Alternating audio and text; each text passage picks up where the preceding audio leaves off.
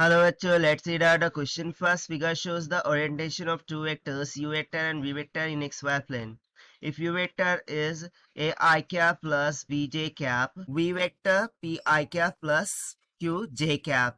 So which of the following is correct? So यहाँ पर हमें orientation of दो vectors दे रखे u vector and v vector into the xy plane. So हमें find out करना है the correct statement out of this given four. So start करते हैं solution से. But before of it, let's talk about the key concept which we are going to use here for this question. So यहाँ पर यदि मैं एक coordinate system की बात करूँ, ठीक है, एक सिंपल सा कंसेप्ट लगाऊंगा कि कोऑर्डिनेट सिस्टम की बात करूँ. सो ये होता है x, ये होता है y, ये होता है माइनस ऑफ x, ये होता है minus of y. So first quadrant में जो वैल्यूज होती है x की बोलो या फिर y की बोलो, दोनों ही पॉजिटिव रहती है. सेकंड क्वाड्रेंट में जो x की वैल्यू होती है वो निगेटिव, अब y की वैल्यू क्या हो जाती है पॉजिटिव. उस तरीके से थर्ड क्वाड्रेंट में यदि मैं बात करूँ तो यहाँ पर x और y दोनों निगेटिव हो जाता है. और फोर्थ क्वाड्रेंट में यदि x की वैल्यू पॉजिटिव है तो y की वैल्यू क्या हो जाती है निगेटिव. सो वैसे सिंपल से कंसेप्ट का हमें यहाँ पर यूज करना होगा. सो देखिए यदि मैं u वेक्टर को लिखूँ, सो u वेक्टर में क्या दे रखा है कि ए आई का कैप प्लस बी जे का कैप दे रखा है.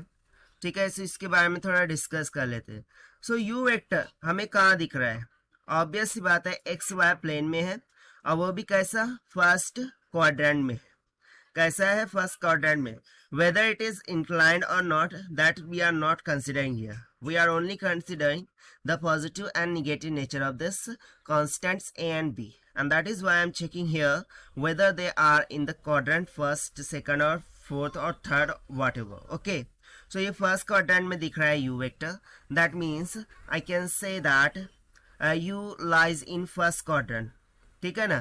यहाँ पर हम बोल देंगे कि u vector lies in first quadrant, and that is why जो A है वो भी पॉजिटिव होगा एंड जो B है वो भी पॉजिटिव हो जाएगा, तभी तो U पॉजिटिव होगा, right. Now similarly if I will see V vector, so V vector के लिए हमें क्या दिख रखा है कि P I का क्या प्लस Q J का क्या. Now if you see that, so V vector हमें देखिए एक्स वाई प्लेन में ऐसा लग तो रहा है कि वो फर्स्ट क्वाड्रेंट में है, but basically it is lying along the positive x axis but located downward. यानी कि मैं यहाँ पर क्या लिखूंगा कि V vector lies along x axis. ठीक है, lies along x axis and located downward,